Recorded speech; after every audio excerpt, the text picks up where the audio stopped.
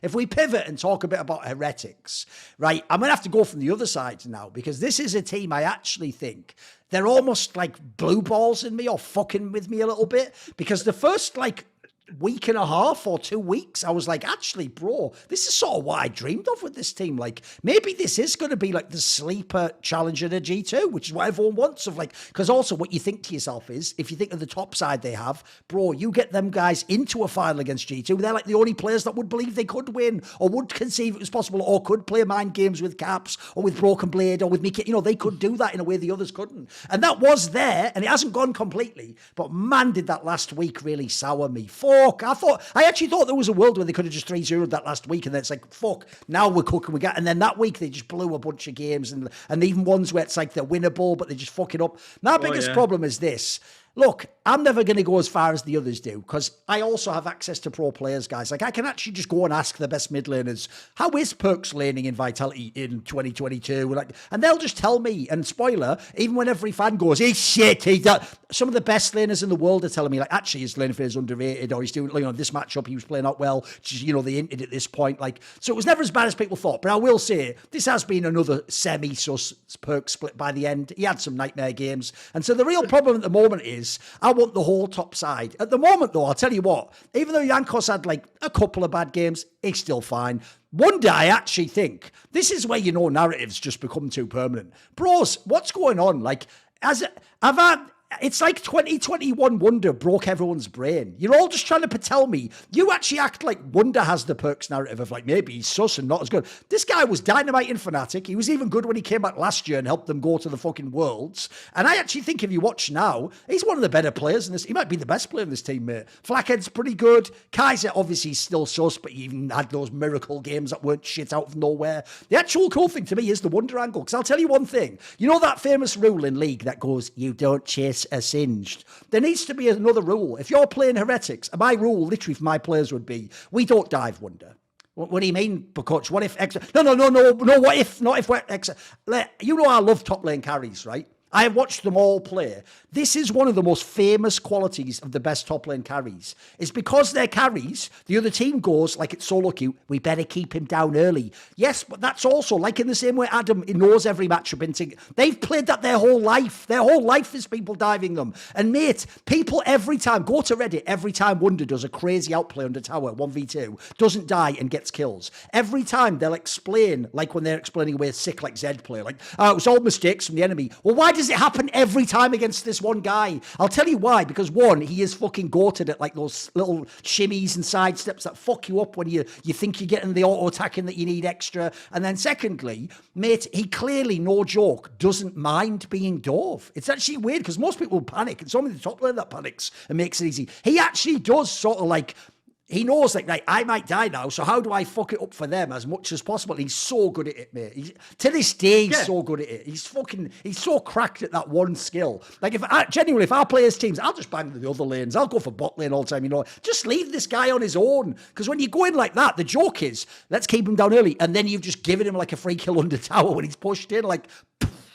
That doesn't work. And I know people are going to go, you just make it too absurd. I've just seen it too much, guys. Too many people have failed at that. Too many people have a shit story. But if the guy just came in 1 second, and they never do, this guy outplays every 1v2, I swear. My favourite one of this year was like, when Nuck and Adam were dying. Oh, it was hilarious, wasn't it? I know. And Adam, like, all attacks him. And, like, he's expecting all attack to, like, kill, right? And then Wonder survives and walks away. And instead of walking out of turret, it's mad, isn't it? He goes back in. He's like, motherfucker, I'm coming back. He's like, I'm coming. You know, every single risk-based analysis, you know, if the Goldman Sachs, they were sitting there like... Wasn't that even the one where, like, the other player hadn't even yet gone under the... And then they still went in. You know when they do that, where it's like they won't abort it, they just go in anyway. So what are we doing now? But my analogy there, here's the meme for you, is that's like that shit bad writing definitely wasn't from the books. You know in Game of Thrones, where they just inexplicably took the Stannis Baratheon character, and then they were sort of like, sir, but if we go now, all the troops will die. It's like, fuck it, just go anywhere. And you're like, what's this? Who's writing this plot? Like, why would he just sort of go, yeah, fuck it, just into it, just kill ourselves in it? Like, what? That doesn't even make sense. Like, this is inexplicable, yeah. I was like thinking like the Dirty Harry moment and the guy being like, I've got to know. Where it's like a full 44 Magnum like aimed at his chest. It's like Adam turning round to auto attack Wonder one more time. It's like she was just like, Adam, no. It's like, I've got to know. It's like, sure. So that's like, yeah. So I was, you know, and it was like. What about the wider Heretics team then? Give me your takes. I get the feeling you're a bit out on them, right? I have the sense. Come on. I'm out on them in the idea of them being like a top team. But like the sad thing for me is like, you know, when I looked at the way I described Heretics is I was like, I didn't think they were gonna like do like that much in the split. But what funny was is like they are going to catch so many throws. Like inexperienced, like new formed teams like entering into them, and because of the really experienced top side, I thought they were like you know what I mean, going to be able to abuse people or like catch people out. And it really hasn't like kind of worked out that way.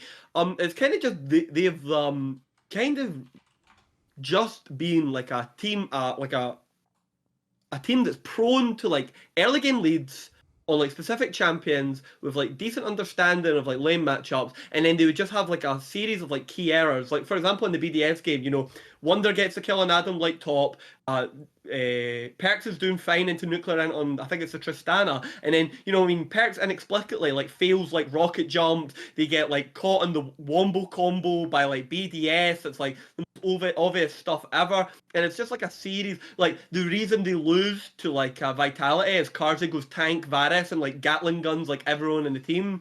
Like you know what I mean, these are like sore ones. And the thing is like I actually think, not to go so much against the grain, I think Perks has like been all right, but it's the inexplicableness or like the confusion and like these like errors. I wouldn't expect them from like a controlled, experienced player. They're like those of like a rookie. You know what I mean? Where it's like they're like wildly flailing or like flashing forward or into positions and pockets that just like can't exist. I expected this team to be a lot more coherent than it actually is. The only person who's like been saved in this like was a narrative that was told to me was like, oh, Kaiser will be really good with Jankos because Jankos will talk for Kaiser and communicate, and that's what Kaiser likes. And like, know what? Like, I don't know if that is the case, but Kaiser's like career looks like he's going to get to play more splits in the LEC. Like, well, congratulations, Kaiser, you've done it. Him and Flat are nothing special. Flat is a very balanced, like lukewarm, like stack ADC. He just does his job. Yeah, but he's got like a decent champion pool in the sense of like, you know, the Senna Seraphine needs to be banned. He can threaten the Draven. So he has, even though he's a very just mediocre ADC, he has upside in terms of his champion pool. So there is that. I was just a bit disappointed in like just how disconnected and incoherent like the team is. But I would generally agree. I think Wonder has been the best player on the team along with Flack. I was quite impressed with his understanding of like Udyr. He seems to have gotten it the best in the league. You know, it doesn't help that like mid jungle 2v2 is like harder to pull off for like Jankos, like Perks, where like Jankos was like famously good at playing for his like mid laners, but now it's harder in general to like do that. The thing is, though, that is also the obvious hole that the team currently has. Like, if I had to say a win condition for this thing, because the players are there, in my opinion, it is that, like, Jankos and Perks together have to play better. Because there's another thing. Yeah. I'm obviously hoping that they'd instantly flash back to, like, 2020 and they'd be like, right, they're back. Like, it's like when the spring split. Like, remember when Jankos was the MVP? Like, this would be dope. Like, for some reason, bizarrely, they're the ones that have had the disconnect, haven't they? Yeah, they really have. And I think it's... I don't like to attribute to anything, but like Perks for the last couple of seasons has had a bit of a disconnect with these junglers for a variety, like Bo, which I put down to like language and like Boanism, but now I'm seeing him with like Jankos and it's like continuing. And the only person I'd really give like the benefit of the doubt to is like Jankos, because Jankos really is trying to like plug holes a lot of the time and like sinking shit. Is that something from your show, Boanism? What the fuck is that? What's a Boanism? Like Boisms, just like right. Like, yeah. So like, what?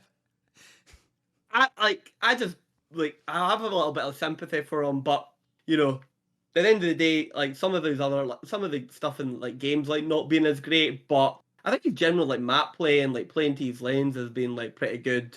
I was more underwhelmed with just how these players like came together. They kind of look like disparaging parts rather than a coherent like force.